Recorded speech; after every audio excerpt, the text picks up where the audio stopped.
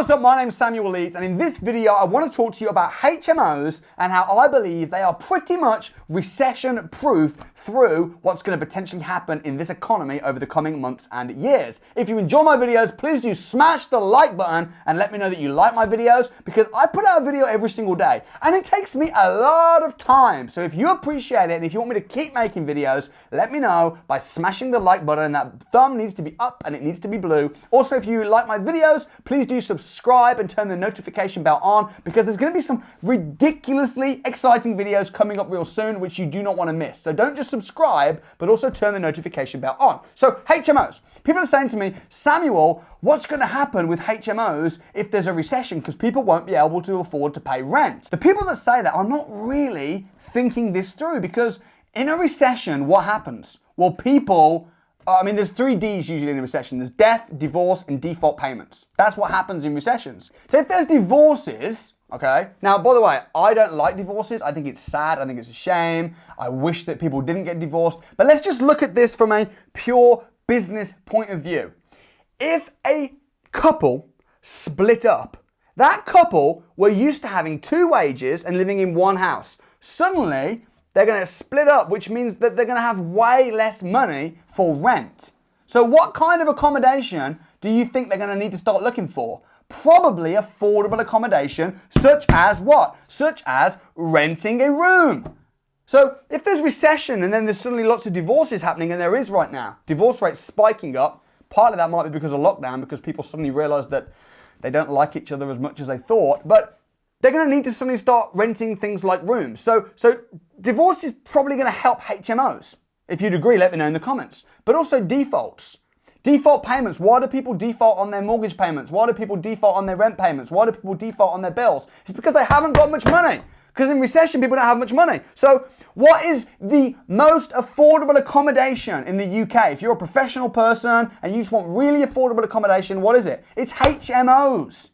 It's renting a house of multiple occupancy. So what I personally found through the 2008-2009 crash was I found that people were queuing up to rent my rooms. Maybe they were divorced guys. Maybe they were people that were downsizing. Maybe they were people that were getting fired and relocating and suddenly need a new accommodation and want to rent somewhere for 6-12 months, and they're looking for a HMO. So in my mind, not only are HMOs a fantastic product or service, because think about this, okay? Property investing is just a business. Your house is your product, your tenant is your customer, it's just a business. A HMO is a product. The rooms are a product. So what do you get when you rent a HMO? Well, you get a room and an ensuite maybe, or maybe a shared bathroom. You get a furnished room. The bills are all included. There's super fast Wi-Fi. And how much you, on average, are going to charge for that room? About £400 or £500 a month.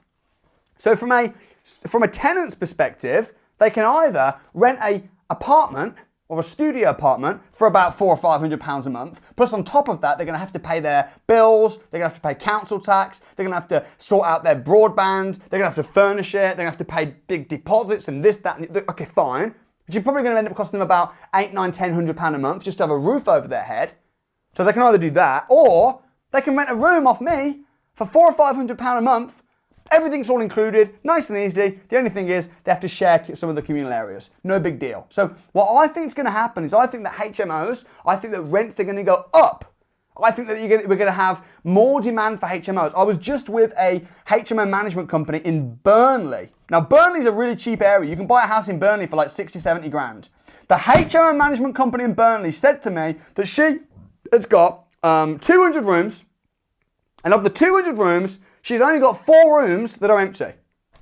That's incredible. And those 4 rooms that are empty, she said there are tenants booked ready to move in.